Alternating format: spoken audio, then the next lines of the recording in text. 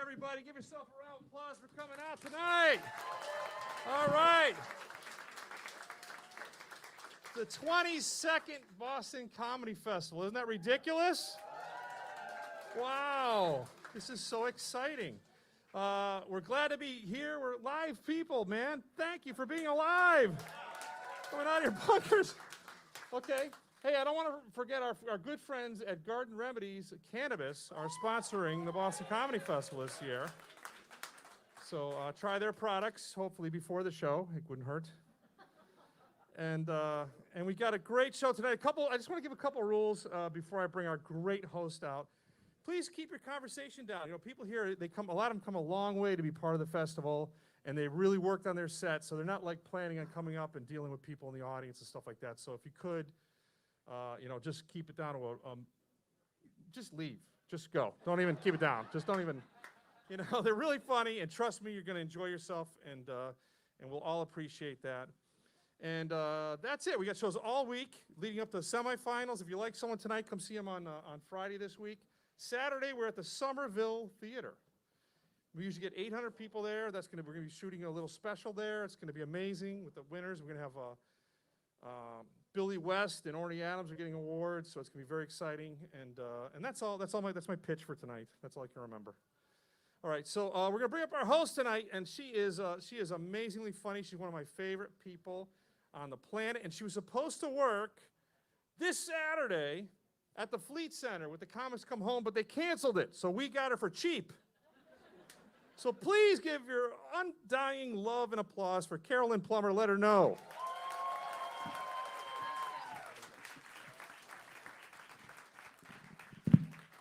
That's Jim McHugh. He puts all this together, so big round of applause for him, yeah. Yeah, so I was supposed to be at the Garden. They made the announcement. Everyone was excited for me. A month later, fucking canceled.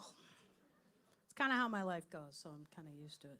The other thing that I won in my life, the only other thing I've ever won in my life, was Grateful Dead tickets. Yeah, 2 weeks later, Jerry died, so sorry about that. The concert didn't happen.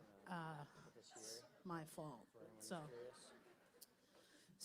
I am psyched to be here. I'm the high energy portion of the show. They send me out to whip you guys into a frenzy, and then I go on my way. So buckle up. I want to get this out of the way right off the bat. I recently went to my hairdresser, and I said, hey, let's try something different. And apparently she heard me say, please give me the haircut of a 12-year-old boy. So I've been rocking this for a couple weeks. I need to grow out just a little bit longer so I can stop apologizing to women that want to buy me drinks.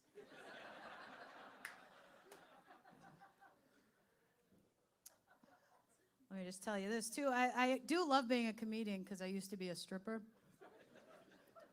I hear some of you laughing at that. I don't know why. My hair was longer then. It's true. I used to jump out of cakes until I got fired. You eat your way out of one cake, and all of a sudden it's pack up your thongs, Carolyn, you're fired.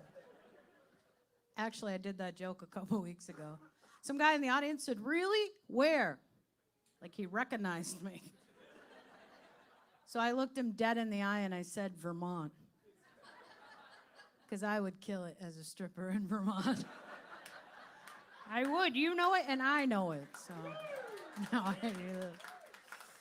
I shouldn't make fun of Vermont. I'm originally from New Hampshire. That's Vermont tipped in the other direction, let's be honest. When I go up there, I stay at home with my mother, which is always a treat because she's clueless. She told me when I was growing up that a phone call in the middle of the night was always bad news. She'd say, oh, Carolyn, if you get a phone call in the middle of the night, that's bad news. Well, I guess the woman's never gotten a booty call. It's not bad news, is it, folks? Not at first. She had some surgery not too long ago, and I went up there to help her out because that's what you do unless you're a total dick. And the very first thing she said in the recovery room, the very first thing out of my mother's mouth was, they shaved my groin. which I thought was weird because they went in through her arm. So then I didn't know what to say. I was like, Mom, don't worry about it. They did you a favor. Who says that? To their mother. I do. Idiot.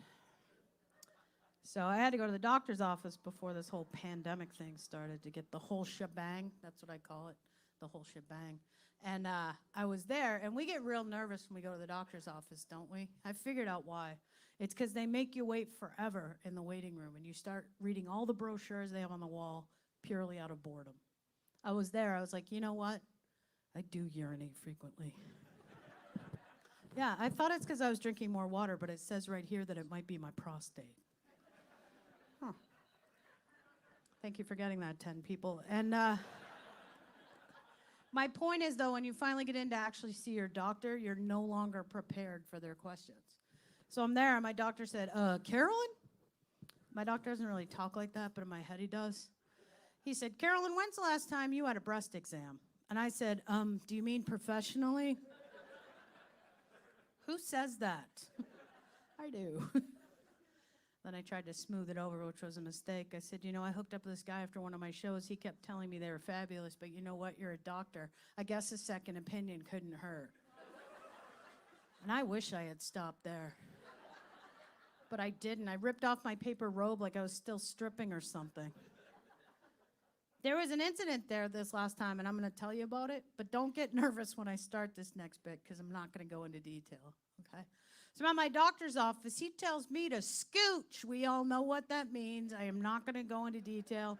I don't know when scooch became the accepted medical term, but that's what they all say. They're like, can you scooch? I'm going to need you to scooch. Can you scooch? Can you scooch? Just scooch. Can you scooch a little more? I'm going to need you to scooch. Can you scooch? I'm like, stop saying scooch.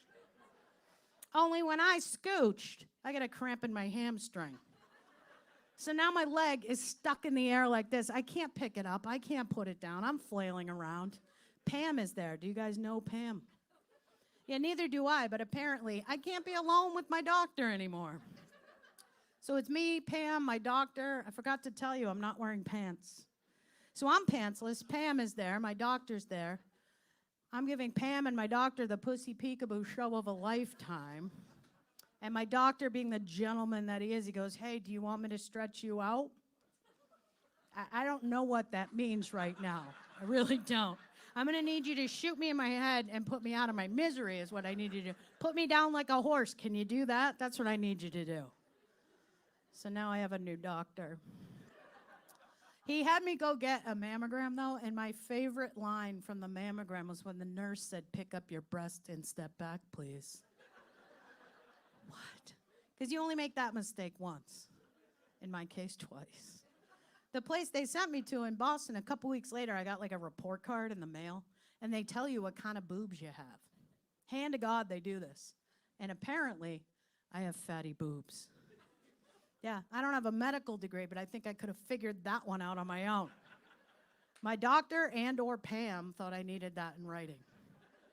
So I had it framed, and it's hanging on my living room wall. And now when people come over and they go, hey, what's that? I go, I have fat tits, dude. You gotta embrace that stuff. I'm actually thinking of joining the WWE, and that's my new wrestling name. Carolyn Fat Tits Plumber. I think it has a nice ring to it. I haven't figured out all the logistics of my signature move yet, but I do have a name for it. The Mammoth Slam. So look for that on the internet. All right, I'm going to be your host tonight. I'm not going to give any intros to anybody else. We want to keep a level playing field here. Please don't heckle the comics. It's hard enough to put a set together for the competition. So without any further ado, let's get this contest started. Are we ready? All right, coming to the stage, your first contestant, Pedro Salinas.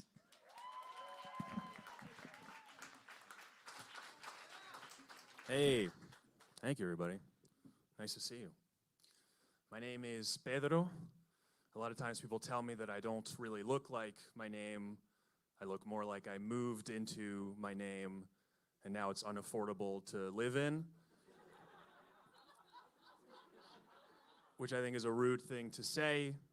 Hurts my feelings in two ways. Number one, it's ignorant, right? Nobody likes their identity questioned.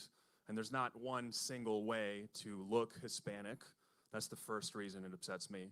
The second reason is that my name is not actually Pedro, and I'm not actually Hispanic at all. I just invented a Latino stage name to exploit diversity opportunities. And my real name is Deshaun Chinese Trans. So that's the other reason it upsets me, because it's a lot to get into to explain all that. So just a little bit of racial humor to start us off tonight. Sometimes at these days it feels like it's hard to know what kinds of racial jokes can you make without offending people, without getting canceled, you know. But in reality, I think the answer is very obvious. You can do whatever kinds of racial jokes you want as long as you're making jokes about specific groups of white people. Like the Irish, for example. You can say whatever you want about the Irish, and nobody really cares. You might get in a fight here in Boston, but that might just happen anyway if you visit. So, but you're not gonna get in trouble at work, right? Like, here's an example. If someone gets caught wearing blackface, they're gonna get canceled right away, right? Rightfully so. Or yellowface, canceled, rightfully so. But greenface, happy St. Patrick's Day. Thanks for coming to McClenaghan's and celebrating our heritage with us. I'm gonna have to ask you to leave because you puked inside of the pinball machine, not because you're wearing a full-on leprechaun outfit. That's actually respectful and good, thank you.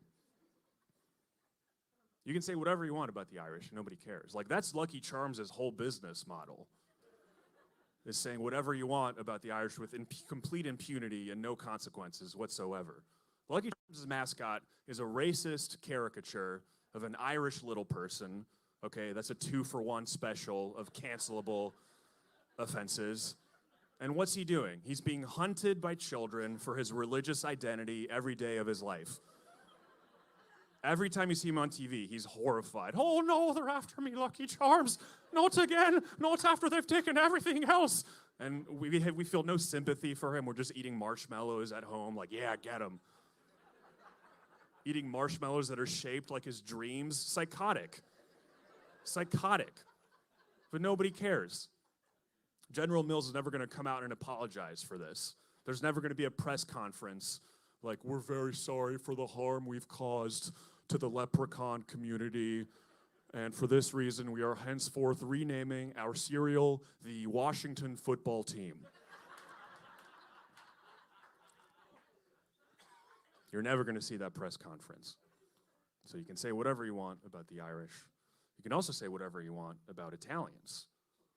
For sure, no. I mean, and I say this with no hate in my heart for Italians. My girlfriend is Italian, okay? She's a can of San Marzano tomatoes, and I love her very much, okay? But you can, right? Like, there's an Italian professional soccer player. His actual real name is Kevin Lasagna. What do you want me to do with that information but go, oh, Kevin Lasagna, oh, Kevin Lasagna. I have no other way to react to that, but that, you know? Kevin Lasagna is from Italy, by the way. He was born and raised in Italy. So in Italy, the ridiculous half of his name is Kevin. I think that's pretty funny. I like that. His friends are like, what kind of name is Kevin? This is a ridiculous name, Kevin. Lasagna, the beautiful name, Lasagna. Most beautiful name in Italy, or my name is the Lorenzo Strawberry Frappuccino, Lasagna. Beautiful name, Lasagna. But yeah, you can do that. You can use that voice anytime you want. The reason is because Italians are not actually oppressed in America. There's no material oppression of Italians in America now. That's why you can do those jokes.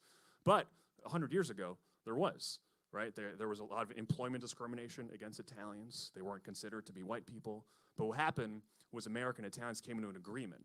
America was like, okay, Italians, we're gonna give you equality, but we're gonna talk about you like you're cartoons for the rest of history. How do you feel about that? Italians were like, that's a very good compromise. Oh, wahoo! And then they power jumped into the middle class, and that's the American dream right there. That's the American dream. All right, you guys have been great. Thank you so much. My name is Pedro Salinas. Give it up for Pedro, everybody. All right. Your next contestant coming up is Kevin Turner.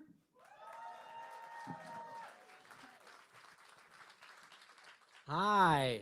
Nice to meet you all. I'm not good at first impressions. The first time I met my parents, I cried. I'm not good at meeting people, especially strangers. Back before COVID, I was taking the trash out in my apartment complex when this frantic lady came up to me, and she was like, "Oh, thank God you're here." And I was like, "I'm not ready for whatever it is you're about to ask of me." She's like, "My Uber to the airport is waiting downstairs, and my nanny is running late. Do you mind watching my newborn baby for like 5 minutes until the nanny comes?" And I should have said, "Yeah, no problem," but instead I said, "Well, are you sure you can trust me?" She's like, "Well, now I'm not." I'm like, "I'm sorry." She said, "We're total strangers, okay? You don't know me, but I know me. And knowing my luck, that kid is going to die in the 5 minutes that I watch it." But anyway, I apologized and said I watched the kid, so she left, and I watched the kid, and it died. So everything worked out. I come from a big military family, if you couldn't tell by how much I love hair and shave regulations. I got 2 brothers, both Marines, both deployed, both got injured on deployment, and I got arrested. So, you know, to each their own. My brother, well, I'm not going to use his real name for the sake of privacy, but my brother Jeffrey Townsend Turner, Jeff got shot in the helmet. It's true. An Afghan soldier kind of saved his life. Jeff was climbing up this berm, and the Afghan was pulling him up when shots were fired, so the Afghan dropped him, and he slid back down the berm, and as he was sliding back down the berm, his helmet slid forward, and right as his helmet slid forward, the bullet struck right where his helmet slid to. Now, he just got like a welt on his forehead, but that's not what my mom told me what happened. My mom grew up very poor, very German. She doesn't have time for emotions. She's task-oriented. So I just was in school at the time, so I came home from school one day, and right as I walked to the door, my mom just goes, "Jeff got shot in the head. But he's okay. Oh, and your father's gay."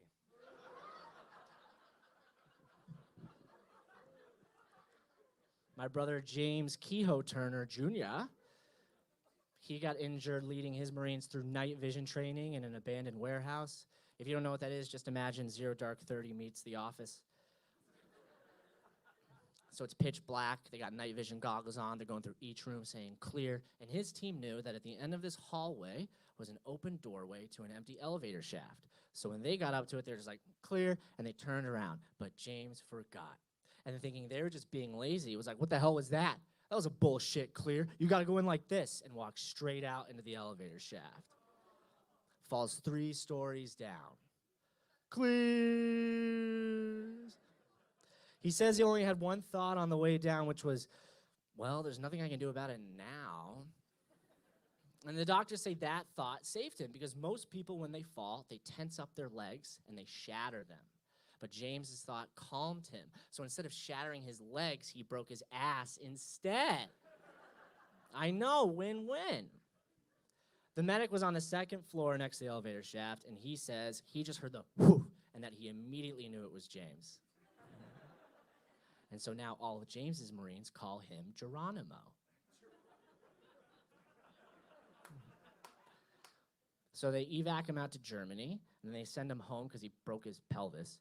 And back home, the doctor's like, listen, you're going to have a full recovery, but right now, your pelvic area is so swollen that it's restricting your colon. In layman's terms, you can't poop. So we're going to give you these pills to help move things along. So he starts taking the pills, and after a week, nothing's working. My mother is literally scooping the poop out of his butthole, which I know is gross, but she doesn't care. She's like, let's go, push it out. Megan's hockey ends at 4. Come on, hurry up. So he's like, what are we going to do about this? And I think this is the difference between knowledge and wisdom. My mom goes, just keep taking the pills. That's what the doctors say. My dad goes, you know what you need, James? You need McDonald's. So he takes him to McDonald's, gets him a double quarter pounder with cheese through the drive-thru, and my brother craps himself on the way home. Thank you so much, guys. My name is Kevin Turner. Have a good night.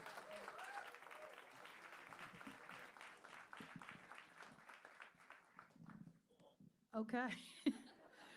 Please welcome your next contestant, Joe Palana. Hi. Hi, I should let you guys know right at the top, I'm not a 12-year-old boy. I am a 27-year-old boy. But I know what I look like. I have that large toddler thing going on. And yeah, sometimes I'll try to make it look a little better, like try to grow out my facial hair, maybe look a little more masculine. Does not work. Like if I try to grow out my facial hair, it just looks like I've been eating chocolate. Badly. Just dribbling. It doesn't help the little boy image. But for my day job, I work with kids with autism. And one time I showed up, I hadn't shaved for a bit. I thought I looked okay.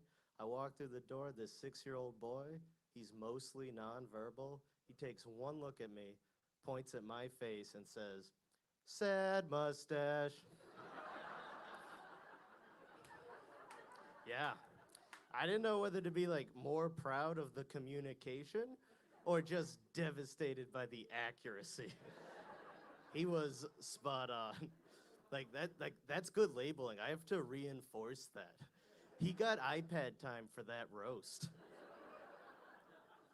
But I like working with kids. I don't know if you guys know this, but there's a fun developmental window where kids have decided that they're going to swear, but they don't know what all the words mean just yet. It's awesome.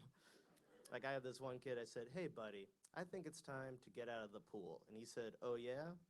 I think it's time to fuck you." I had to be like, "Oh, I'd really prefer that you didn't." I had another kid, a chair fell down near him. It didn't hit him, but it surprised him. He just yelled, "I am surrounded by asses and fools." You imagine having like Shakespearean confidence? That kid rocks.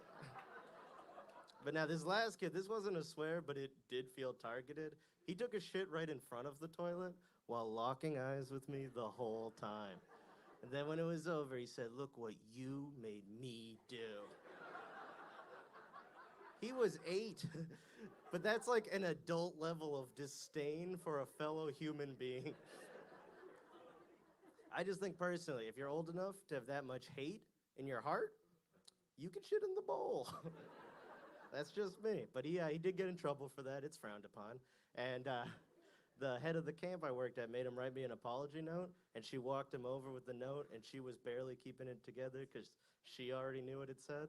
She's like, "Do you want to give it to him, bud?" He hands me a piece of paper that says, "I'm sorry I killed you." There was a little stick figure with X's for eyes, labeled Joe. That is the least thinly veiled threat I have ever received. But in case you couldn't tell from me just getting dunked on by children, I'm not exactly like a tough guy. Like I have the kind of physique where you feel like if you poke it, it takes a little while to go back to normal. I'm sorry, it's just my body. But I like tough guys. It's a weird energy to go about your day with. Like I met a good tough guy the other day when I got rear-ended in my car. Just a small clarification. The guy that hit me was nice though. If anything, he was too chill. Like he got out of the car in just like a haze of weed smoke, like Matthew McConaughey, like, "All right, all right, all right." He comes up to me and goes, "Hey, I hit you, but you know me." "No, this is our first encounter, sir." But we go over, we're exchanging contact info, and the tough guy enters. He starts honking at us, and I was raised on the South Shore of Massachusetts. I do what I'm supposed to do. I flip him off. He does not like this. He pulls over, and we got a South Shore person, but he pulls over, and he goes, "Hey, you want to flip me off to my face? You know I can kick your ass, right?"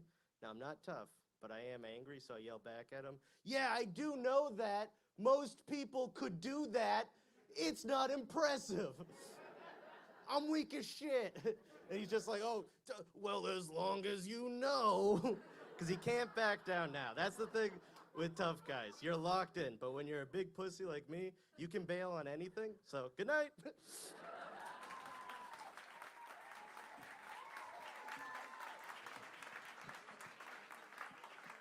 All right, we'll keep it moving with your next contestant, Jack Finnegan.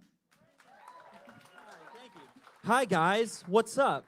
My name's Jack. I'm from New York. It's nice to be here just to get out of my apartment because my roommate has been having quite a bit of sex in the room next to me. you know, which is cool because when your friends get laid, you get laid, and that's not true. But it's a fun thing to say, you know? It's a fun thing to say and believe. It's just weird. It just sucks because I always think I'm not going to hear anything, and then you hear a belt hit the floor, and you're like, that's the first sound. That's the first sound sex makes. A lot of people don't think about that. A lot of people think the first sound sex makes is a grunt or a moan or a classical guitar. It's not. It's a belt crashing to the floor with the weight of 1,000 suns. And you hear it. You hear everything. Because when you turn on the warm water in our bathroom, the wall starts shaking. We brought that up to our landlord, and she was like, well, it's a pre-war building. And we were like, well, the war wasn't here. So I don't know what war you're referring to, Diane. I don't know what you're talking about. I've been friends with my roommate for a long time, and girls have always loved him, and it's always been such a mind fuck for me because he's not traditionally attractive, you know? Like, he's really skinny, his eyes are super sunken back into his head, he just kind of like overall looks very sick. Which is something girls love. Girls, the closer you are to dying, the more girls like you now. Like, do you know how many girls I know who have like a dying crush on Pete Davidson? And that, yeah. He looks like someone cast a spell on a heroin needle. He looks like someone, like a witch brought him to life to do heroin with. When did that happen? When did girls just going from like liking jocks to just being into dudes who might be haunting them? You know? Like Timothy Chalamet? What's going on there? Again, give it up. Look, I'm not even saying he's a bad lay, because he'll go in you, through the floor, through another floor, and then into the basement where he was killed a year ago. I don't know, when did that, because in my head, like that kind of, I think John Mayer was the first like skinny, pale, like SpongeBob when he's thirsty guy who girls started liking, you know what I mean? And he's so hot we let him get away with waiting on the world to change. Do you guys remember that piece of shit song? Do you remember that song that a white millionaire wrote about looking at the problems of the world and just being like, I'm gonna give that a second. I think the best thing I can do right now is let those ferment. There is no one hot enough to get away with that today. Like, imagine if Harry Styles came out and was like, oh yeah, this is my new song about Black Lives Matter. It's called A Bit Much. It's a bit much all around. I myself, I didn't date over the pandemic because I thought that's what we all agreed to. Evidently not. Evidently that wasn't the case. And then I got back into dating, and I forgot, like, how absolutely horrible I am at sexting. Just like, the first time I ever got the opportunity to sex, I was in college. A girl texted me, hey, I'd really like to come over and suck your dick right now. And I responded with, you're killing me, Smalls. Don't do that.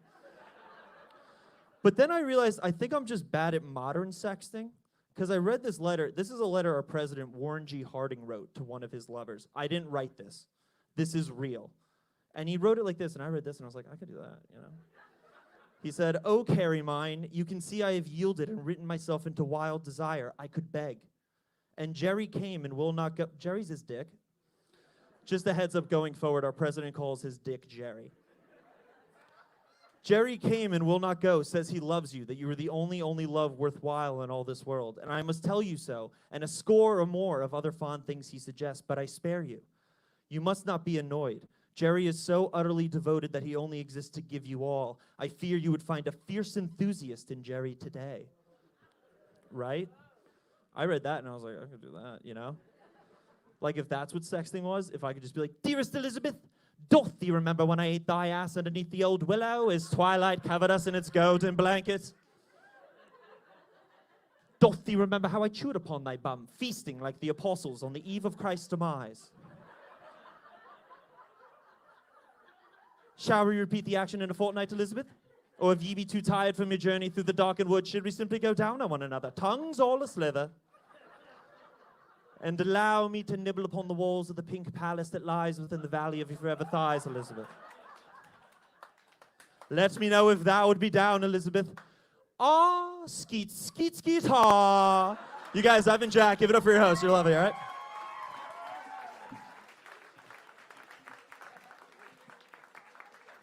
All right, little history lesson. We'll bring up your next contestant, Jaylene Tran.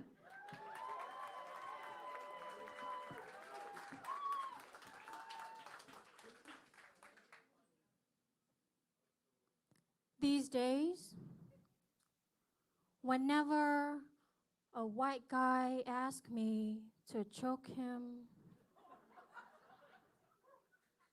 during sex, I'm like, for fun? Or for my people?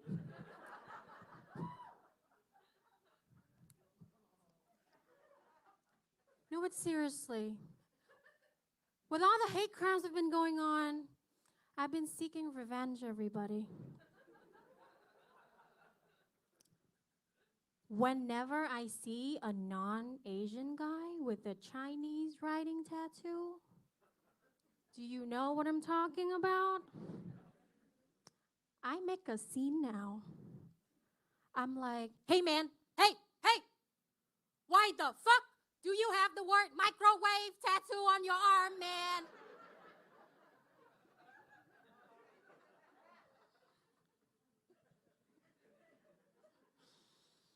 I'm just kidding. Most of the time, they just ask me to speak Vietnamese when we're having sex, because to them, that's exotic.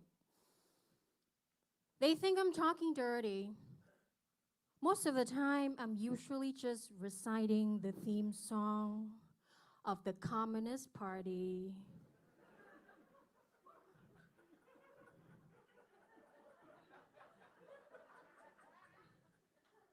Of the Socialist Republic of Vietnam. They think we're being kinky. Little do they know, I'm just trying to get their subconscious mind to be submitted to the government.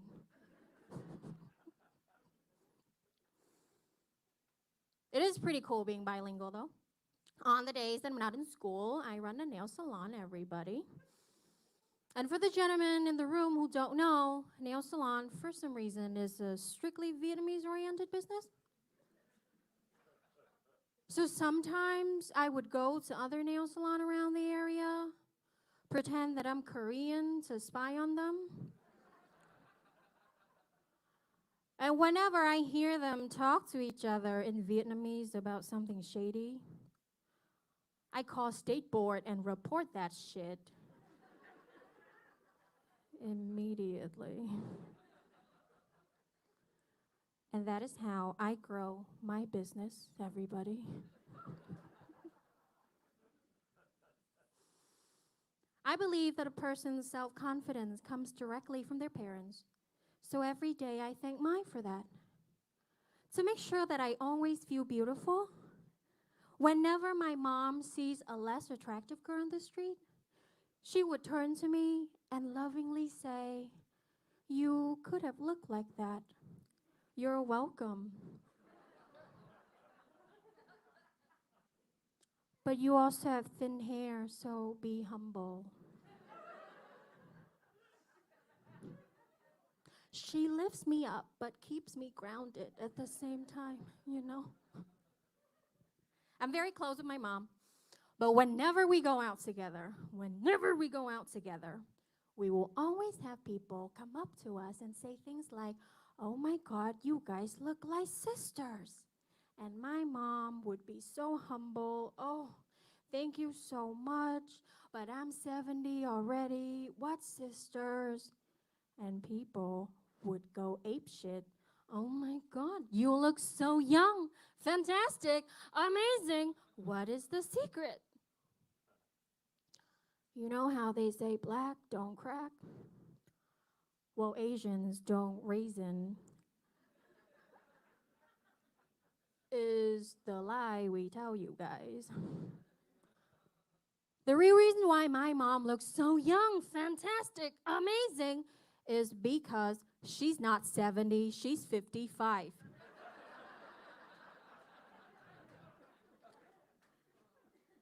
That is the real reason why Asian people look younger than our age, okay? We lie about it.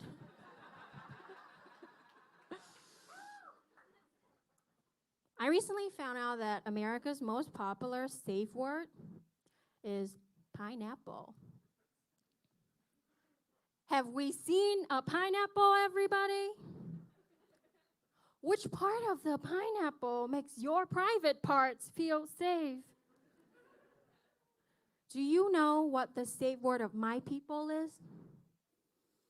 It's hammer and sickle. Because we always feel so safe and protected under the wings of the Communist Party. We always feel so safe. Thank you guys so much. My name is Jaylene Tran.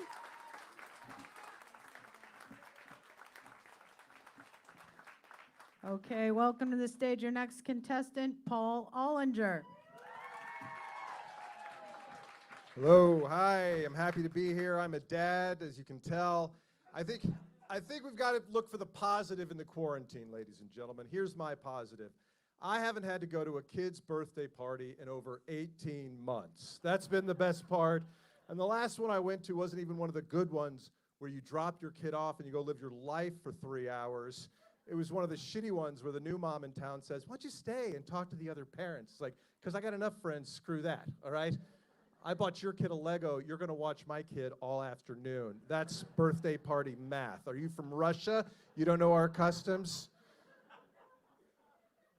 But I stuck around because I didn't want to appear to be antisocial, and I was talking to this other dad that I've met 47 times, and in that moment I had a brilliant idea for a new mobile app, and I called the app, what the fuck is this guy's name? That's... I know his job, I know where he lives. You're like, oh, hey, how's it going? Good. It's like, Siri, lawyer, lazy eye, kid smells like pickles. What the fuck is this guy's name? Teacher, bad breath, probably gay. What's his name, Siri? Doctor, drinking problem, wife has big fake breasts.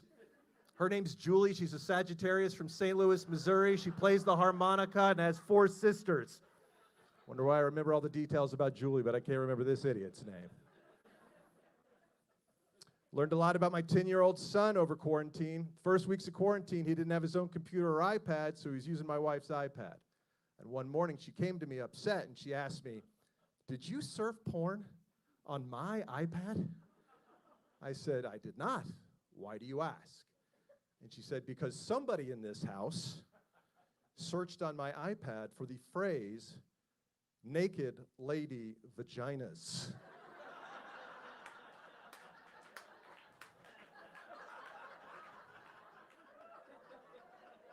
I said, what did they search for? She said, naked lady vaginas. I was like, oh my God, that's redundant.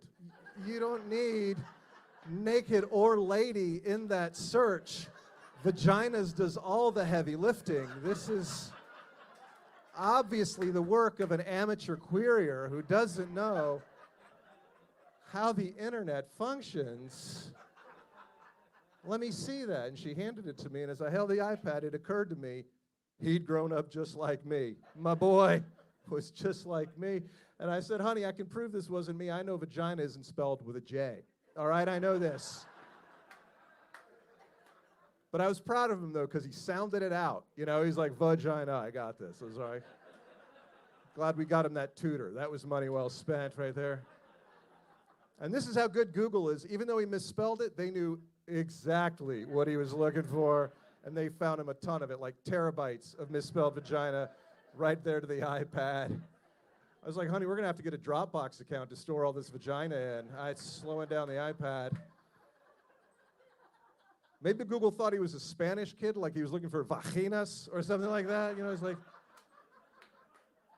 ¿Dónde están las páginas con las vaginas? Estoy buscando chicas sin pantalones.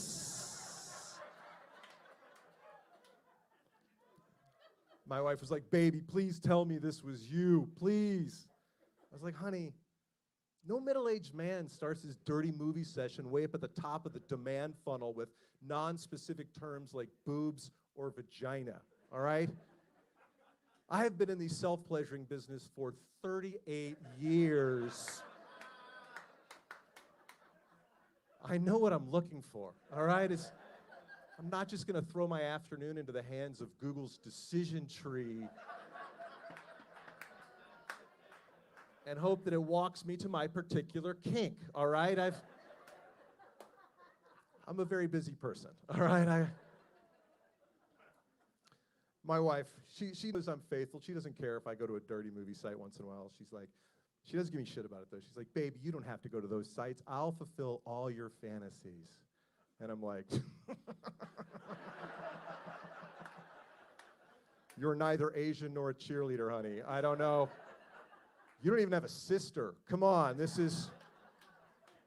All right, I know it's 2021. A white man shouldn't make racially specific remarks like that, but hear me out.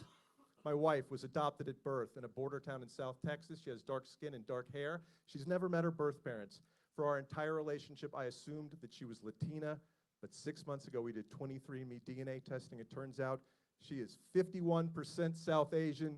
Daddy knows what he likes. Thank you very much, ladies and gentlemen. You guys have been a lot of fun. See you later.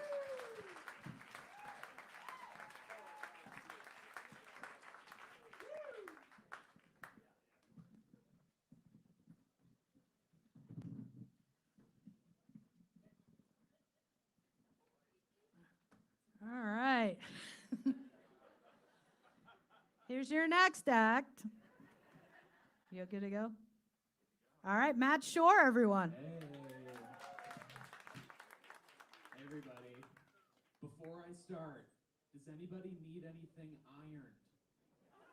Is anybody feeling wrinkly out there? I only use this ironing board as a surface for my music equipment. And with my current setup, I can make whatever boop and beep sound I want. So if you ever need let me know. I'm your guy. I can help you out. If you want, I could be sitting next to you in the passenger seat and some asshole cuts you off and I can give you a... You might say, hey, Matt, my car alarm does a very similar thing. And to that I say... I love doing comedy. Comedy is my favorite thing. You guys are definitely seeing me at my best right now. But when I'm not doing comedy or writing it or thinking about it, I am incredibly anxious. Yeah, make some noise if you have anxiety. Oh no, that's too many people. We should all seek professional help. All right, here we go. 'Cause every time I try to go to bed, these anxious thoughts, they pop up in my head. Like an angry Adam Sandler, I'll tell them to shut up. No matter what I do, my eyes ain't never gonna shut. 'Cause I'm the most anxious boy around. Anxious boy around. Anxious. I'm gonna close my eyes and take a deep breath. Anxious. Maybe that'll help. In 5th grade, farted during silent reading time. Even the teacher laughed while I cried. My boss sent an email pointing out a typo. And now she won't approve of my vacation memo, 'cause I'm the most anxious boy around. These late night thoughts keep me awake. Anxious boy around. I farted 15 years ago, give me a break. Anxious boy around. What if that was connected to the spelling mistake? Anxious boy around. This is giving me a headache. Wait, did I remember to reply to that text? Oh, probably not. Communication ain't that complex. We'll try it. Let's draft it together. Here we go. Ahem. Hey, buddy. Sorry for the late reply. Is it lame to start out and apologize? Let me draft it 12 more times before I send. I really just want to keep being your friend. Oh, anxious boy around. Now they probably hate me. Anxious boy around. That's why I turned off read receipts. Anxious boy around. Have I seen your message? You don't know. Anxious boy around. Who am I kidding? I'm always looking at my phone. I definitely saw it. Boy around. Who is doing this to me? Who is doing this to me? anxiety chipmunks, why you so evil? The masterminds behind Alvin and the Chipmunks 2, The Squeakquel. That movie wasn't well received. The chipmunks, please get out of my dreams. Oh, get out. What? Anxious boy around. Sometimes it makes me feel like crap. Anxious boy around. Maybe I should buy a chipmunk trap. Anxious boy around. Still in the room, but in a cage. Anxious boy around. Yeah, maybe then I'll be okay. Fade out.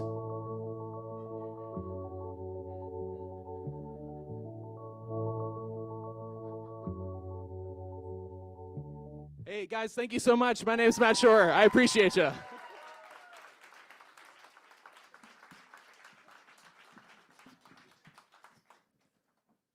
scoot back. Matt Shore. All right. Don't mind me, it's fine. No big deal, no big deal.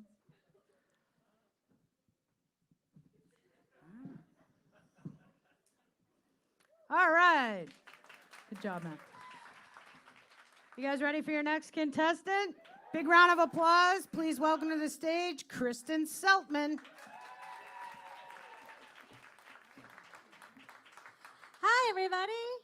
It's so good to be here. I am fully vaccinated, which according to the CDC means I can continue to kiss my dog right in the mouth. Yeah. I don't know if you guys know this, but I heard that Shakespeare actually wrote King Lear during quarantine. Doesn't that make you all feel like a piece of shit? The only thing I wrote were lies in my food journal. I did what most comics did during quarantine. I started a podcast. You guys like podcasts? Yeah, thank you. We have been on for a year. We have one review on Apple Podcasts. The review is this, 3 stars. Chris, comma. Well, I listened to it. Some parts were funny and some were not. It might have been funny to the 2 of you, but I don't know if others will get it. You're far more funny when you do your bits. Maybe I'm just not a fan of podcasts. Still love you, though, Dad. It's not funny, but at least it's not unlovable levels of unfunny. So that is good. Oh, man, I also, during quarantine, my therapist ghosted me. Yeah, just stopped showing up. Didn't do a lot to help the fear of abandonment she diagnosed me with. But yeah, I'm anxious. I have trouble sleeping, much like Matt.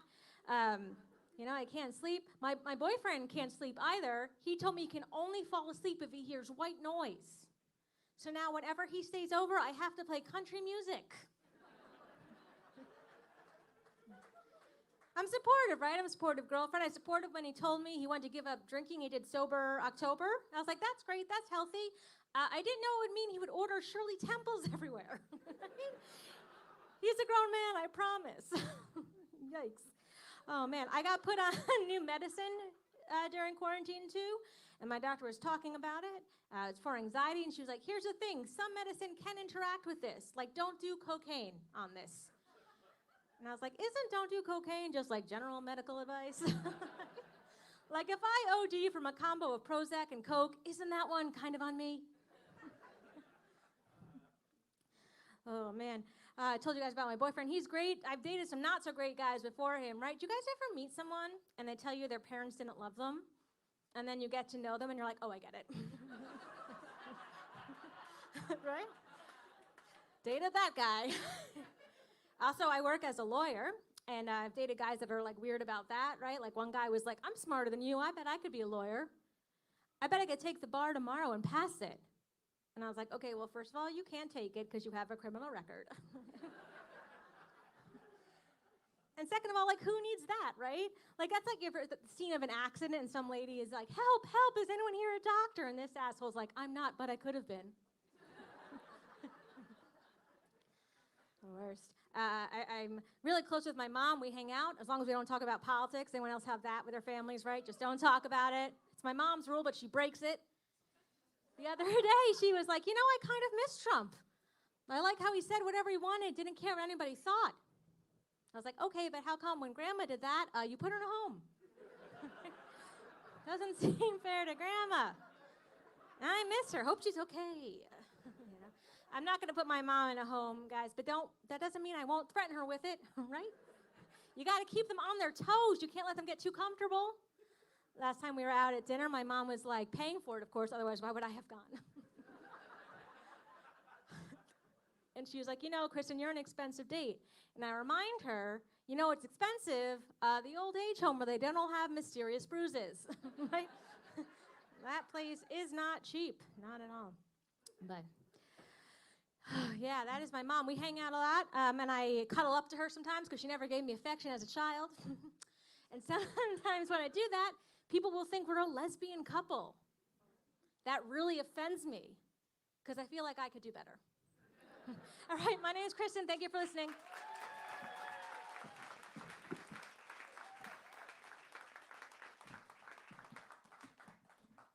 Okay. Are you ready for your next comic? Please welcome to the stage Brieana Woodward. What's up, everybody? Hell yeah. Y'all are looking at me like, if she's here, who's selling coke at the Cumberland Farms? We take shifts. Fuck you. All right. Yeah. All right, I want to get to know you cum pigs for a minute. If you're in a relationship, say woo woo. Yeah, that sounds happy. If you're single, say what? Oh yeah, mama's getting some dick tonight. Hell yeah, what's up, clams? Yeah, if you're going through a breakup, have a microphone in your hand. It's me. Yeah. You ever have a sweet little fling and then it gets too serious? You meet the family, shit gets fucky. Yeah, I didn't pass the vibe check, you guys. His wife and kids, wicked uncool. Didn't love your girl. Oh my God, how do you sleep at night? Oh my God, the same way your husband does. In my bed. All right. That's fine. So I'm a hot young clam on the scene. I'm out here dating, yeah. I'm bisexual, so I like two things. That's right, women and being sad. So I was on a date with a man. First mistake. He did bring me to a sushi restaurant. That's points on the board, because Mama likes it raw. So let's go. And he goes to pay. That's a nice move. Yeah, slipping and sliding for that one. Get me a napkin. Fucking wearing it like a diaper. Pulls out his wallet and it thuds on the table like, and I'm like, Jesus. Yeah, it's not because there was money. It's because there was a badge in there. He was a cop, you guys. He did not tell me this is entrapment. I'm being entrapped. Like, what the hell? I ordered a seaweed salad, not pig in a blanket. What the fuck? Cops have one job, and that's to profile people. He looked at me and was like, she likes authority. You kidding me? No, I look like I like to peg dudes and call it breaking and entering. What the fuck? Like, yeah, he thought I like cops. He thought I like cops so much that he went so far to asking this question verbatim, my friends. What? Ain't you a fucking badge bunny? A badge bunny? What the fuck is a badge bunny, you guys? Yeah, apparently there's a cute little term for women who exclusively date police officers. Aside from battered woman, I know.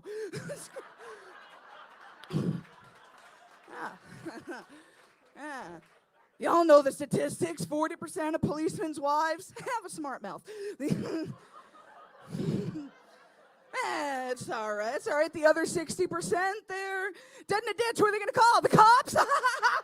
No, I don't think so. It's all right. It's cool. It's real cool. Badge bunny is the stupidest fucking thing I've ever heard, though. Badge bunny, like bunnies. Out of all the animals in the animal kingdom, the police went bunnies. I don't know. I was under the impression they didn't like things that hipped or hopped. You know what I mean? Yeah. It's all right. I considered it. I feel like being a policeman's wife is just like doing coke at a party. You know what I mean? Like you're out there trying to have a good time, but now you're sad and your nose is bleeding. Help me. Sorry.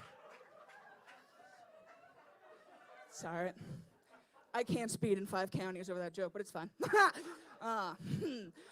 Yeah, a little bit about myself. I guess I'll open up to you, clams. I've been straight edge my whole life, which means I've never once drank, never once smoked, never once had a cigarette, never had a friend, an invitation to a party, love from my parents, a man tell me he loved me who I am on the inside. No, none of that. None of that shit, you guys. But, you know, mama didn't raise no bitch, so I have one addiction. I got a sex addiction, surprise. But it's all about moderation. That's why I only date Irish guys. Yeah. Fucking famine hit that spud field. What happened? Whatever. Ain't no one overdosing on 3 inches of dick, that's for sure. But this is pro small dick material. I love small dicks, everyone. I love small dicks. I don't do coke, but I will reel a thin white line in the bathroom. You know what I mean? Like, all I want is a big old hefty Irish boy to take me back to his studio apartment, lay me down in that crusty futon, always a crusty futon, and just crack my cankles behind my ear and come sauntering over with that little angsty second knuckle like, yeah, baby, I'm going to beat the pussy up. And I'm going to lay there all cute like, are you? Because I'm pretty sure my clit could beat your dick in a thumb war, sir. All right, my name's Brianna. You guys are fun. Bye.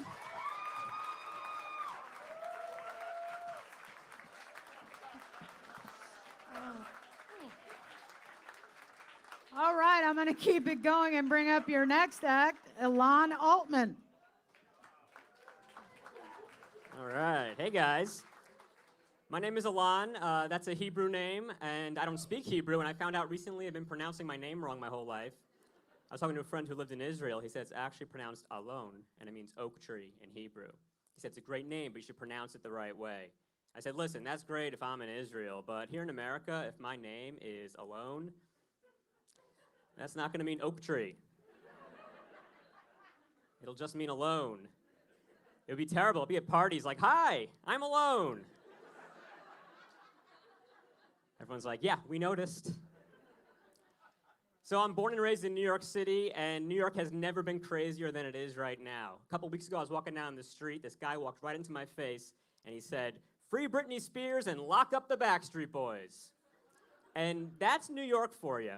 Crazy people will walk right up to you and read your t-shirt out loud. One time, I was walking down the street, this big bodybuilder walked up to me and asked me how much I bench. And when you're my size, that is a hate crime.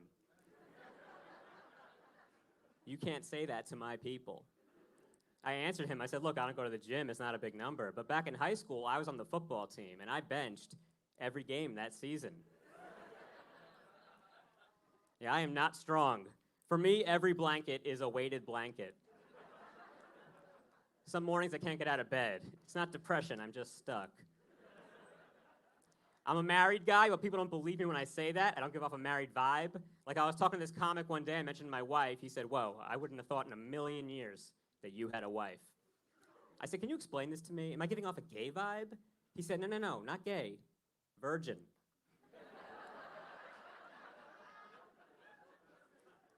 I said, well, I'm married, so not a virgin. He said, do you have any kids? I said, no. He was like, well, no kids, no proof. So I showed him a video. Now he keeps asking for more videos. I'll tell you this, I might look like a virgin, but when I was single, it was pussy, left and right. Yeah, like I couldn't even walk down the street without some girl calling me that.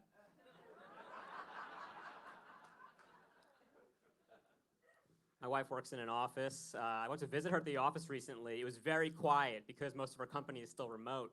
And I didn't realize this at the time, but all of the bathroom lights in her office are on a motion sensor, which normally is not a problem because people are always coming in and out, you know? But I was in the men's room there for 2 minutes, and all of a sudden I was sitting in pitch black. And from where I was sitting, I could not activate that sensor. But I figured, okay, there's nobody around today. So I just opened the stall door, I waddled out.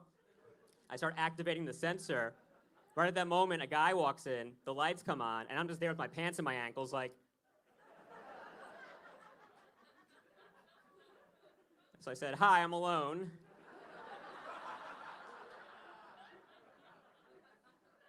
He said, not anymore. So my wife is great, but she's not perfect. No one's perfect. Her flaw, she does not like Chinese food. Yeah. So whenever I'm craving Chinese food, I just wait until she's not home, and then I order delivery from my favorite place. There's a restaurant called Han Dynasty. It's really delicious. And I never tell her that I'm getting it because it's not a big deal, but she caught me one day and got really mad about it. What happened was I wasn't home. She was looking at our credit card statement and saw the restaurant's website on there, handynasty.com. But she read it as Handy, handy, Nasty, nasty.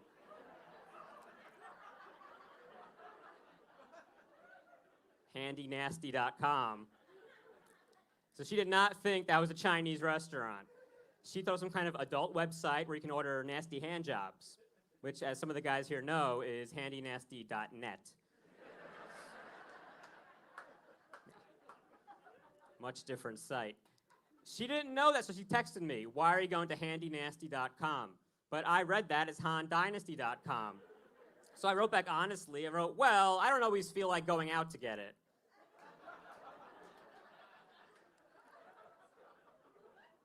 So she wrote back, "How come I never knew about this?" I wrote, "I don't know. I guess I always finish before you get home."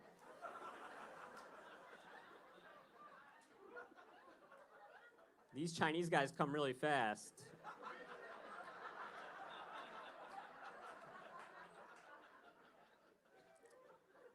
She was not happy. She wrote back in all caps, "I don't want you going there ever again." And I was just confused. I wrote, "What's the big deal? The only reason I go there is because your father recommended it." All right, you guys had a lot of fun. Thank you very much.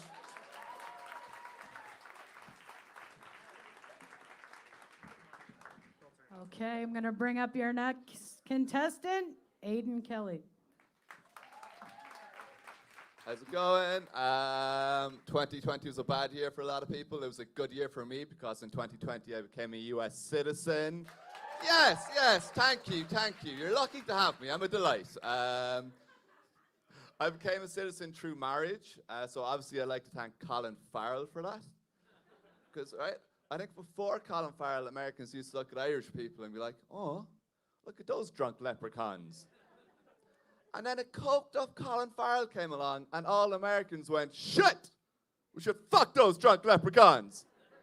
And now I am married to a bewildered woman from Ohio. I've been in this country 7 years now. My main takeaway is that kids' birthdays are weird. I'll explain.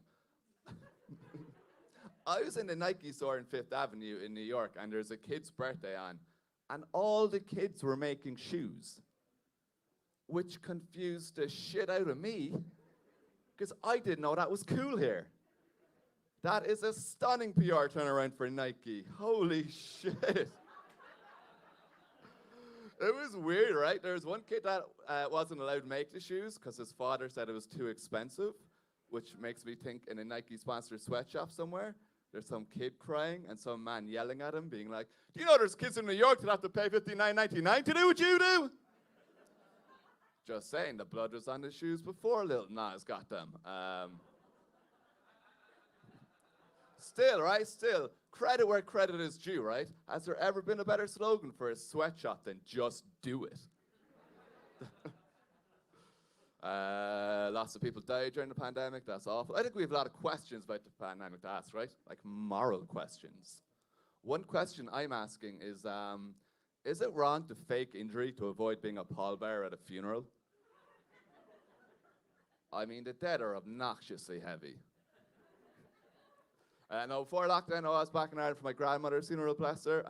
I forgot my lines. Like, someone came up to me and was like, "I'm sorry for your loss." And I said, "I accept your apology." But they're like, "I love me." It's weird, right? So it's Irish Catholic, right? Open casket. It's just a weird funeral. I don't know if this happens anywhere else. But for some reason, everyone was insistent on complimenting the body. Right? Like, "Oh, she's looking great. Isn't she looking fantastic?" One person actually said, "I don't think I've ever seen her look better. She used to be alive." I did read during the pandemic. One of the books I did read was the Bible. How different would that book be if they replaced the word father with daddy? Let me show you. From Matthew 6:6. "But when you pray, Go into your room, close the door, and pray to your daddy, who is unseen. Then your daddy, who sees what is done in secret, will reward you. It's Irish Catholicism summed up. I didn't like the Bible. I thought there was a lot of plot holes in the Bible, like the Judas betrayal plot, right? For us that don't know, basically the Roman guards paid off Judas to point out who Jesus is. How do you not know who Jesus is? He was the one fucker in the story doing magic. And I love it. I don't believe in religion or ghosts or anything like that. The main reason being I'm a fucking grown-up. I want to talk about an Irish hero. Some of you may have heard of her, some of you may not have heard of her. I don't know. Meghan Markle. Do we have any fans? Fucking hell yes. Hero. Ever since she's been married to Prince Harry, right? Ireland has never been closer to being one country. Boris Johnson got coronavirus and she split the royal family up. She has done more in a year than the IRA have done in 50. And without murdering anyone. She's like our Gandhi. Our very sexy Gandhi. Guys, thank you so much. My name's Aidan Kelly. Give it up for the rest of your show.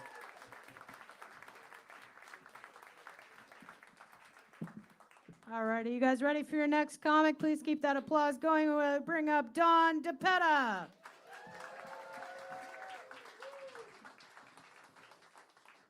Hi, my name's DiPetta. I'm Italian, and that first comic, Pedro, is no longer with us.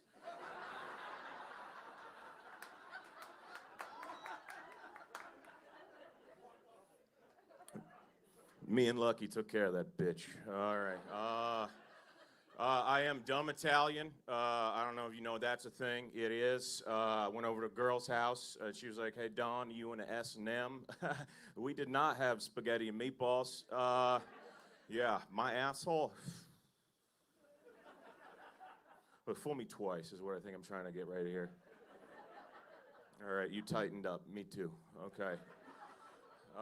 Anybody else hate their family? I don't have time for segues. I don't.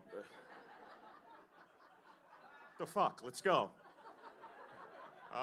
If you do, here's what I did. I got bored during the pandy, and I bought everybody, in my family a 23andMe kit.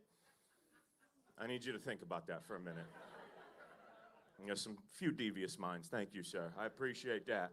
Listen, thanks. I didn't think anything would hit. I didn't. I should have bought a lottery ticket. Turns out it happened on my mom's side.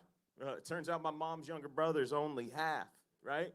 Because in the late 1950s, my grandmother was a whore.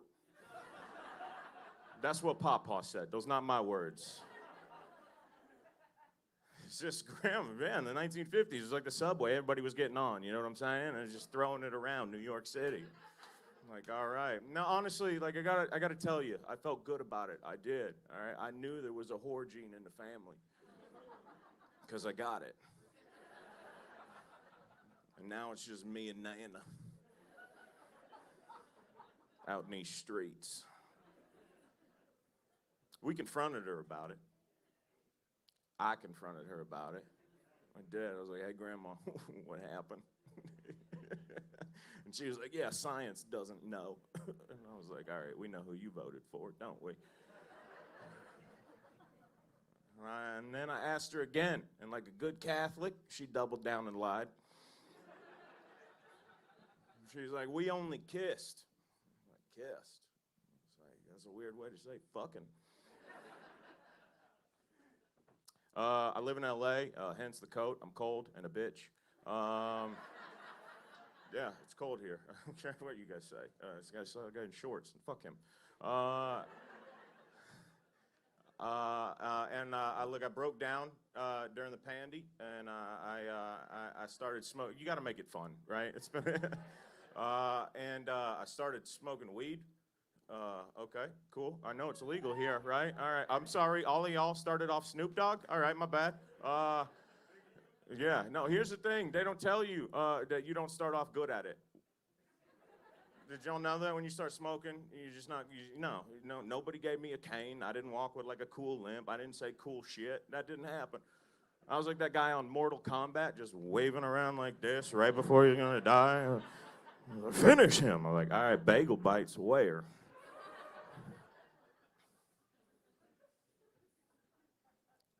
So I've been practicing.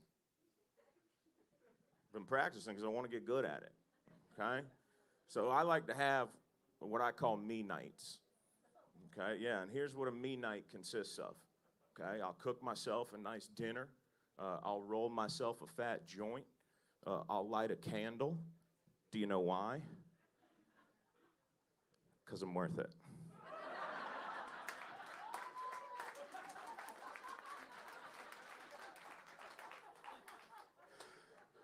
And then what I'll do is I'll take my meal, I'll take my joint, I'll get up under on the couch under a blanket like a little basic ass bitch, yes, and I'll eat my meal. I will smoke my joint. I did something dumb last week. I turned on that Netflix show, Narcos. Yeah, I turned on season 3. Okay, and here's what they don't tell you about that show. That shit just starts off in Spanish. I don't speak Spanish. So I was like, shit, this is going to be a lot of reading. So I did what any responsible adult would do at that moment in time. I just turned up the volume so I could read better. For 30 minutes, those words are flying about, just flying right by, okay? I'm struggling to read and keep up, man. Those mouths not matching up what he said. I have good authority. That son of a bitch said a lot more than what was written.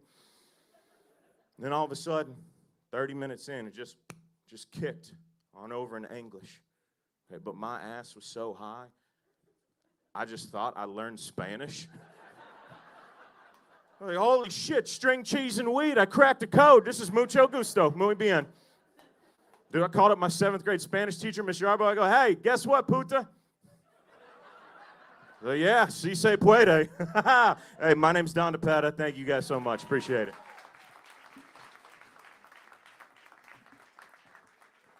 All right, we have 100 more comics for you. I'm just kidding. That's the end of the competition part of our show. Big round of applause for everybody that participated. We're going to have someone come up and entertain you while they're tallying the votes, and then we'll come back with, the results of everything. So it is my pleasure to bring this next gentleman to the stage. You may have seen him in the movie The Heat. He was in the new Ghostbusters movie. He is a Boston favorite. He's one of the original Ding Ho comics. Please put your hands together for Mr. Tony V. Yeah, that's staying. That's all right. Hello, everybody. How are you? Nice to be here. You can't vote for me. You're gonna want to, but don't. It'll fuck up everything. It's nice to be here. Excuse my appearance, but this is what I look like. You play the card you dealt. That's all I'm saying. The world gives you lemons. I say, fuck it, keep them. Nothing wrong with a lemon. You don't know when you're going to run into some club soda or fish. That's how I like to start, nice and slow. I hope you're enjoying the end of our pandemic. Yeah. How was yours? Pretty good? Mine was good. Remember there was a week in May where they said we were fine? Remember that? They came out and went, you can go out. And we all went out. And then a week later they went, yeah, we were rethinking this. And it was that weird time where I didn't know what was coming back. I didn't even know if we could shake hands anymore because that was gone, and we were elbowing everybody. And the first guy I see during that week, he puts his mitt out, and he could see it in my face. I didn't want to shake his hand. But, he put it out, and I went, okay. And I shook his hand, and I wish I hadn't. It was kind of wet and warm and moist, and, yeah, it was not good. And I went, I just should have fisted you. And then I immediately said, I probably could have worded that differently, but we got a week. Let's get at it. It was pretty good for me. I skew younger than I am because I'm immature, but here's how old I am. I actually got to shop during old people hours. I did, yeah. And you know, my takeaway is I could beat the shit out of most other old people. Please don't get me wrong. I'm not saying I'm going to Trader Joe's at the crack of dawn looking for a beef. All I'm saying here is if there are 2 avocados left and it comes down to me and a retired librarian, I'm having guacamole that night. That's all I know. Old people. I watched a woman, an 85-year-old woman, I roughly 85. I didn't count the rings or anything, but she was up there, and I watched a 80-something-year-old woman look at milk for 20 minutes. You ever see that? Every carton of milk, she's just staring at it. I go, ma'am, you know what kind of milk you drink. If you don't, you shouldn't be out. I don't know what you're looking for. You know what the ingredients of milk is? Milk. I go, you don't got a lot of time left. Let's move it along. That's going to be cheese before you get it home. But it was good. I had to get tested recently, too. I had a job where I had to get tested, and I hadn't been tested in a while, and it's way different now. I don't know, has anyone been tested recently? Yeah. Now you just go to CVS, and they throw a bunch of shit in your car. You stick it on your face, throw it back at them, go buy mouthwash, and go about your business. First time I went, you know, at the beginning I had to go, and I get there, there's a person all gowned up, head to toe, booties on, welding equipment. Couldn't even tell if it was a man or a woman. Nor does it matter, by the way. I'm very woke. I know I don't look like one to be woke, but I am extremely woke. I was happy not being woke, but my wife and children woke me, and now there's no putting the bear back. So I will try throughout my set here to be as politically correct as an old white guy can be. So, you know what I think we need? I just interrupt myself a little bit. For guys like me, is you ever see a baseball game where the catcher has like a wristband with all the pitches and the signs and everything on it? We need that for social interactions. You know, so I can go up to somebody and go, pronouns? How are we? No one gets hurt. See that? Not the point of my story. So I go to get tested, and she's standing there with like a pool cue with a toilet brush at the end of it, and she says, "Look, this is going to be a little uncomfortable. I'm going to stick this pretty far up your nose, probably farther than you've ever had anything up there." And I go, "Oh no, I lived through the 80s. Yeah, you would be amazed at what's been up there. You're in danger of losing that brush." And I couldn't see him laugh, but the 2 gloved arms in the holes went like this.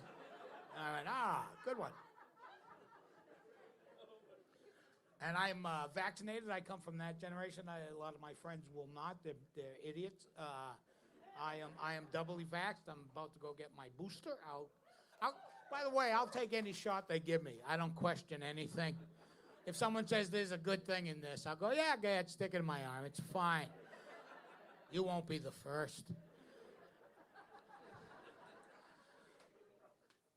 And when I did get vaccinated, by the way, not a good crowd. The nurse is prepping the needle. She goes, you're going to feel a little prick followed by a burning sensation. And I go, just like sex. Say nothing. I got nothing out of them. Nothing. Not the point of my story. Yeah, I have friends. I had a buddy of mine go, I'm not getting the vaccine. I don't trust the government. They can't tell me what to put in my body. They don't tell me what to do. And I go, dude, I have known you for 50 years. I know what you've put in your body. And this is where you draw the line? I go, I've helped you put shit in there. Your liver could be used as the cornerstone for the Museum of Bad Decisions. And now it's a temple? Now I got another friend of mine came up to me, and you all got a friend who knows everything? Yeah, I do. I had a buddy come up. He goes, I was talking to our friend Eddie about the vaccine, and he said, I go, okay, let me stop you right there. Let's not listen to the greatest scientific minds of all time that have been working on this for 16 months. Let's listen to our friend Eddie, a guy who once drank his own urine to get a free shot at Applebee's. I'm pretty sure he's dialed in on this. That's the advice I'm taking right there.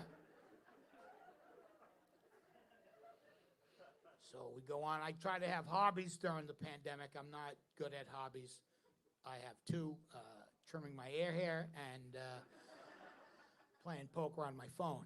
And that's all I can handle. And my wife of some years decided I should become a reader, which I don't see it starting up now. You know what I mean? I've gotten this far without it. I mean, I can read, like if there's instructions or something. It's just not a pastime for me. I don't get any pleasure out of sitting with a book or a tablet and seeing other people's words. I read one book, I don't even know what it was. I tried, and I got like 4 pages in, and I go, why am I listening to this guy? I'll see these words somewhere else. I'll put them together, make up my own story. I don't need him, But she decided I would benefit from reading. And she goes, maybe you should try the classics, like the ones you were supposed to read in high school that you didn't. And you'll have a reappreciation for it, and you'll become a reader. So she goes, why don't you read Moby Dick? And I go, you mean the white whale where the guy gets stuck and then dies at the end? She goes, yeah. I go, why would I read that? I already know what happens. And I tried, has anyone tried to read Moby Dick? It's fucking awful. I read 8 pages. Guy walks out one door and into another. 8 pages. I go, maybe in 1860 you had that kind of time. I don't. We get out to sea, I am screwed. But it did pique my interest in whales. Yeah, I got on YouTube, because I have adult children or adult-y children. They're in their 20s or something, my kids. And I got a boy one and a girl one. I think that's how they identify. I haven't asked. I call them the big one and the little one. That's how I distinguish. Anyway, I go, so they get me on YouTube, and I don't know what you young people see in cooking everything in a waffle iron all of a sudden.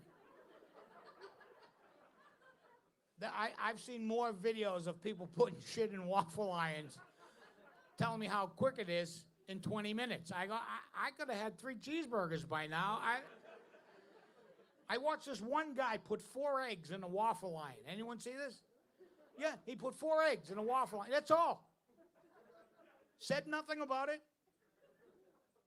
Well, 10 seconds left, he goes, you're never going to look at eggs the same way again. I go, okay. I don't know what I'm supposed to get out of this. I mean, it's not like all of a sudden I went, oh, I've been cooking eggs wrong this whole time. How am I alive?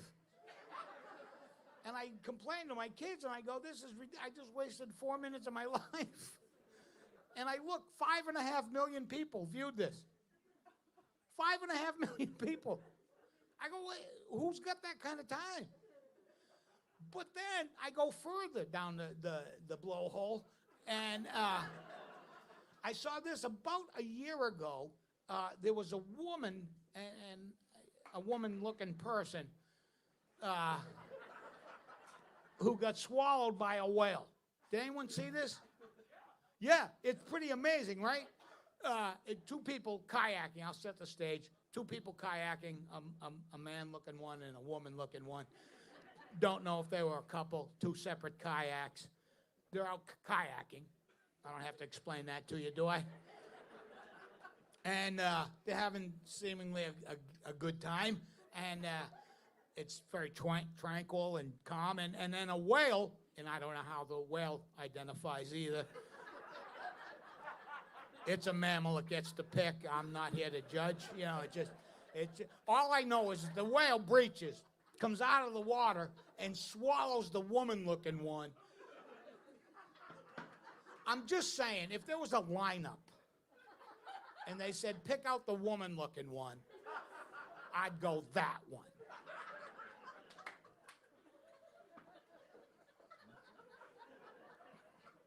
Anyway, not the point of my story.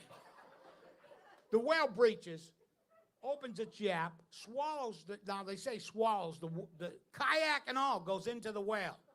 Now, I don't know how deep she got, you know, because whales have a very small throat. I don't know if you know that. You know, so I don't know how deep she went into the whale. Like, I don't know if she got Jonah level or Pinocchio level, which are really the only two levels of whale swallowings that I know. Now I suspect we'll have to add a third kayak woman-looking person whale swallowing. I'm still not done. And anyway, the kayak and all goes into the whale.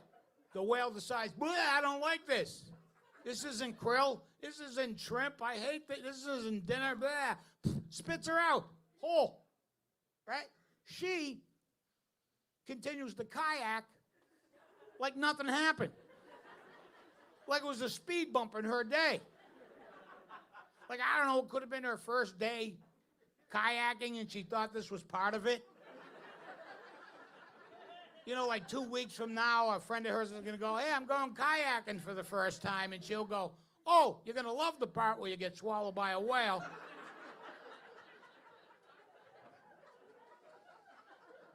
Anyway, she comes out of the whale, starts kayaking like nothing happened, right? Now, that's fascinating enough. I look, 497,000 people viewed this. 1/10 the number of people who watched a guy put 4 fucking eggs in a waffle iron.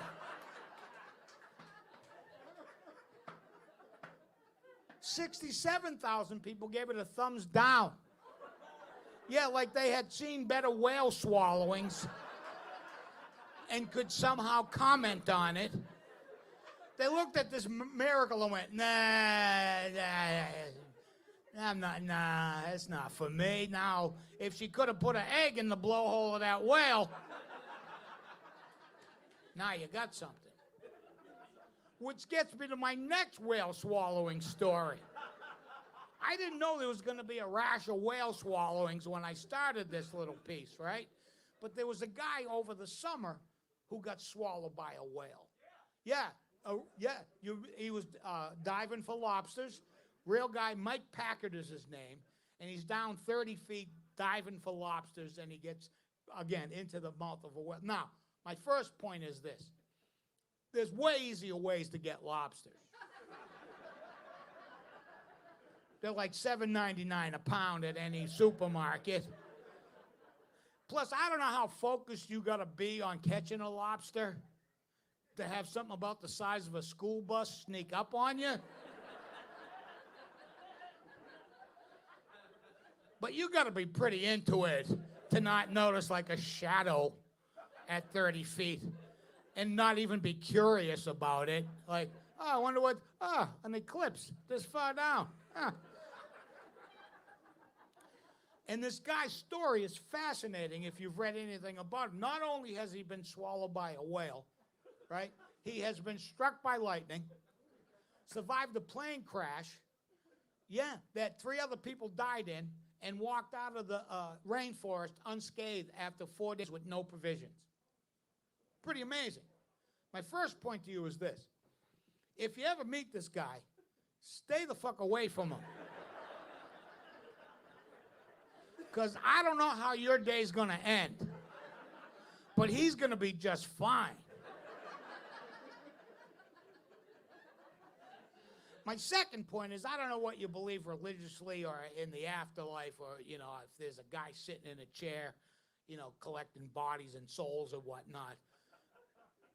I hope that's not what you believe, but if it is, the guy who's in charge of getting dead people into heaven really is not doing a good job. If, you know, like God's sitting there going, dude, I asked you to get one guy. Is that so fucking hard?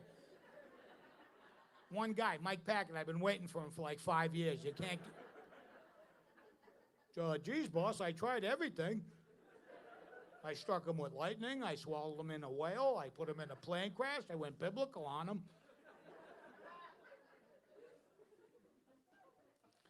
That, by the way, concludes the whale swallowing portion of my show.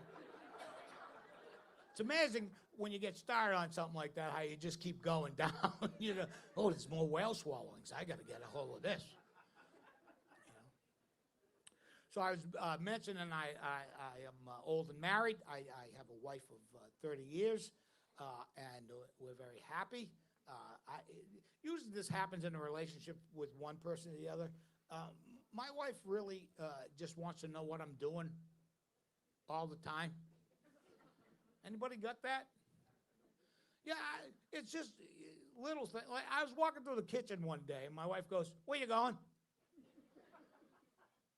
Upstairs. What are you going to do up there? I don't know. I'm not up there yet. I was thinking about taking a shower. You going to take a shower now? I don't know. I'm not up there. And I was doing that little piece of humor at another show about a month ago, and there was a young drunk woman sitting right in the front row. And she goes, you know, you could have solved that whole problem if you just asked your wife to get in the shower with you. And I go, I think you missed the part where I said we've been married for 30 years. If I ever asked my wife to get in the shower with me now, she'd go, why, something you can't reach anymore?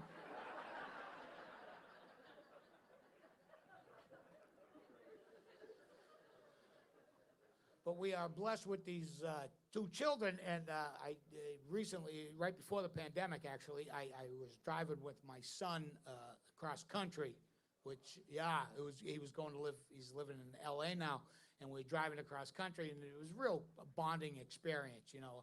I highly recommend it if you ever get the opportunity to do that, because he needs a ride home. And we had one of those moments where, you know, it was like we're driving into the night and we're in this lonely stretch of highway. And, you know, we have a pretty good relationship. He looks at me and goes, Dad, I'm going to live in LA and blah, blah. Do you have any fatherly wisdom for me? And I go, how long have you known me? I don't know anything. I go, you were a mistake. A happy mistake, but I've been fucking improving ever since you came along. I don't know what to make of that. So we get to talking, a couple of guys, right? And inevitably it gets around to time travel. As any guy in this room knows that. I can't speak. Right. If you talk to another human male who identifies that way, or not, you will eventually get around to time travel. You know, the intricacies of it, all that. So, and the response is always the same. I go, what would you do? And everybody roughly says the same thing. They go, I'd go back and kill Hitler. That seems to be a pretty accepted response to the world's problems. I'll go back and kill Hitler. And my son said that. He goes, I'd go back and kill Hitler.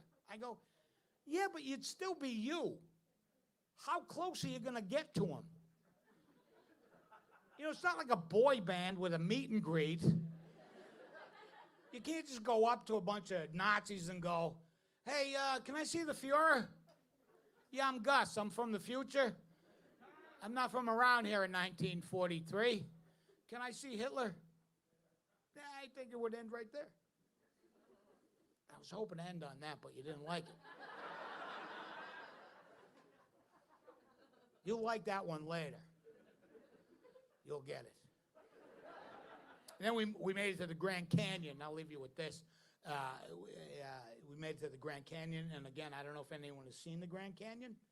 It's one of the most awe-inspiring things I've ever seen in my life. It's fabulous. It's just a gaping hole in the middle of the country with these wonderful flowers and trees and plants, and it's just gorgeous.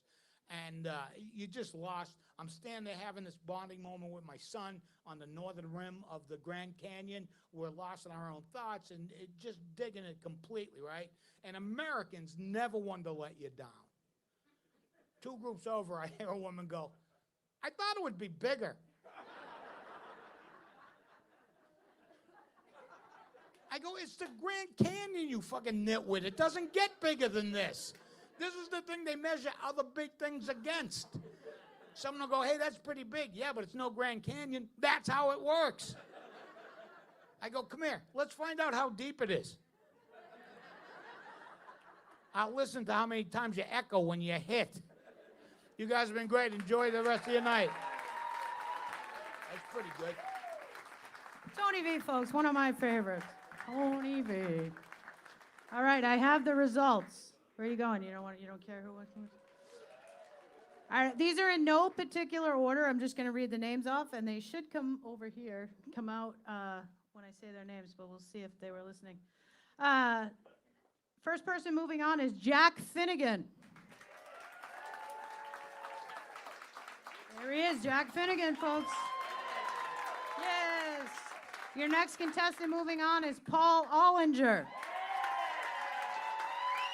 Nice. The next contestant moving on is Matt Shore. There he is. The next contestant moving on is Brieana Woodward.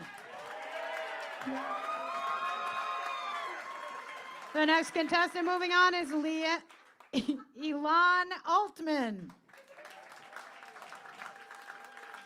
And the last contestant moving on from this round is Aidan Kelly.